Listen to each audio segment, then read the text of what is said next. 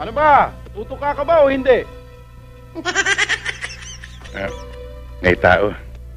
Hayaan mo siya, inggit lang yun.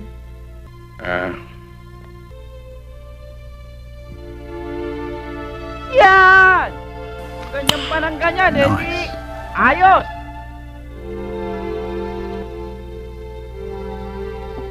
So yun guys, so for today's video, samahan nyo ako. Ituloy natin yung video natin kahapon sa pitong gatang kasama si FPJ and syempre ang napakagandang sinalitment. Okay guys, so this time kilig moment naman tayo and syempre isa ito sa pinaka-paborito kong eksena dito sa pitong gatang and hindi ko talaga maiwasang mapangiti ako. To be honest, kinilig ako sa eksenang ito.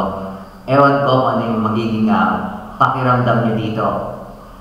Sobrang tuwan-tuwa ako sa video na to kasi nga aside from napakaganda na napakagaling ng pagkagawa ng movie na ito, isa ito sa pinaka-nagustuhan ko kay FPJ, yung torpe, yung datingan dito ni FPJ, tapos yung mahiyain ko, no? Tapos sinamahan naman ng sobrang galing na acting ni Nanette Bedbed na merong kilig at saka hiya. Tara guys, panoorin natin at excited na ako. Tinanggalan natin ang maskara ngayon kasi gusto ko makita niyo rin yung aking reaction, no, sa video nito. So let's go, panoorin na natin.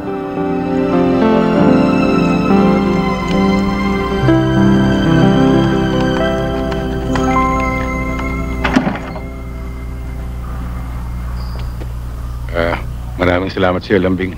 Wala yun. Tutuloy na ako. Sige. Tutuloy na ako. Sige. Stop it. Get some help.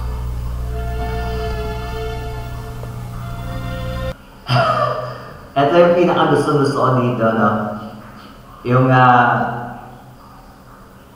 paikot-ikot na tinginan ni FPJ, kunyari meron sinisigurado niya kung meron ba tao, yung pagiging mayayain dito sa eksena to, kung may tao ba nakatingin, tapos yung acting pa ni Nanette Bedbed na alam mo, yung may pakipot, may din. So tuloy natin guys. Ano ba? Tutuka ka ba o hindi? May tao. Hayaan mo siya, inggit lang yun.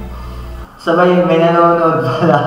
Ano ba? Tutuka ka ba o hindi? Sabay ang sagot ni Nanette Bedbed. Hayaan mo siya. Ay! Tuloy natin.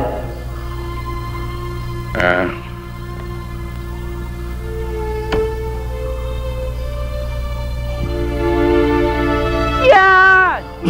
Ganyan pa ng ganyan, hindi ayos!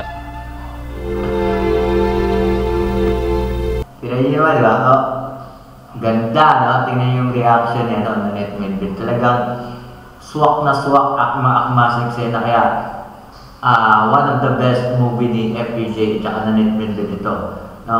And, tingnan din natin yung kay Sharon at saka yung iba pang naging leading lady ni FPJ. Kay Sharon at saka si Vilma Santos. Isusunod natin yung mga yan. Tapusin muna natin to guys, no?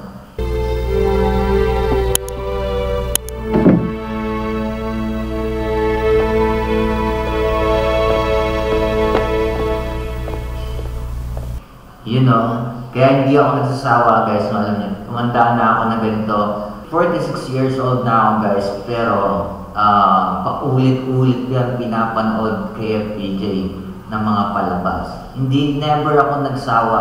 Kahit yung pinakaluma niya mga palabas, kahit black and white lang, pinapanood ko yan. So, abangan pa natin guys yung iba pang mga video. By the way guys, bago tayo magtapos, 100 pesos GCash.